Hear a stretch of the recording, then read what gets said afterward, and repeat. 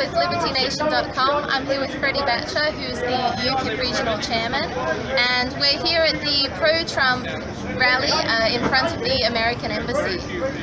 Freddie, what brought you here today? Public transport, really.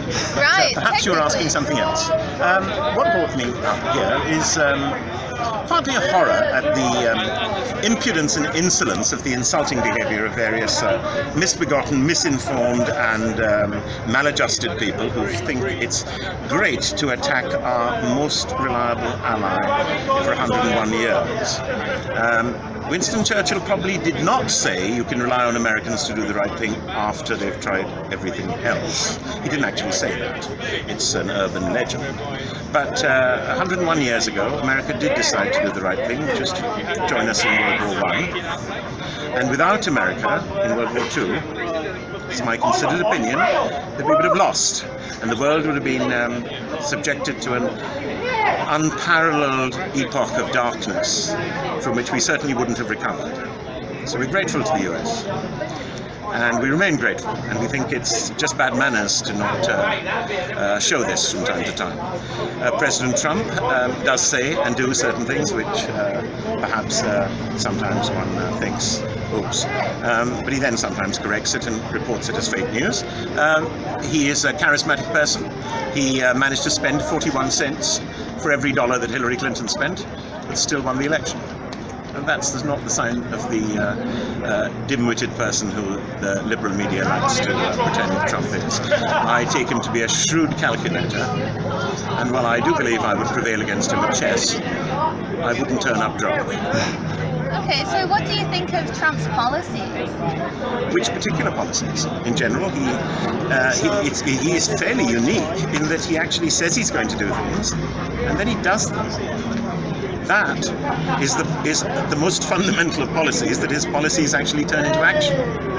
Half the things which he's being blamed for by misinformed media are in fact things which were started or continued by his predecessor, President Obama. For example, the ban on travel from predominantly Muslim countries, Obama. The starting of the building of the wall with Mexico, Obama.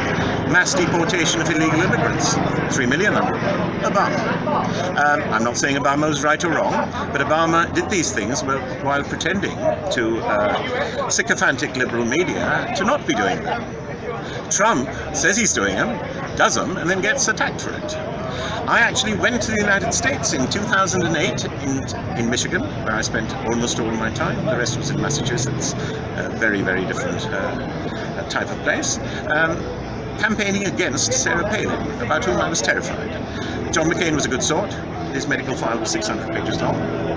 People with that level of medical history, they're only a couple of heartbeats away from a heart attack, in which case we'd have had Sarah Palin as President of the United States, and I'd been terribly afraid.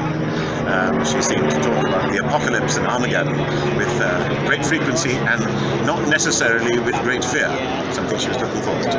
I prefer to the nuclear button to be well away from somebody like that. Now, Obama let me down. He promised me, and everyone else, that he was going to shut down Guantanamo Bay, which is a breeding ground for terrorists. In fact, he did nothing of the sort. What he did was continue it. Now, apologists on the BBC cut me out when I was saying this, because of course the truth is not allowed on Pravda in the UK today. And I criticised Obama for this strongly, for making a promise and not keeping it. They then cut out everything I said thereafter. And they brought in somebody to say, but he thought he was going to do it. He wanted to do it, but he simply couldn't do it. They omitted to point out that he was a president of constitutional law at a Chicago university. He knew very well it was impossible. He was just a liar. Bad Obama. Trump is many things, but generally what he says he'll do, he starts to do. And he's a friend, and we need a friend right now in Britain, because where we are going is not a place which we should be going. And I don't think the people of Britain consented to going there.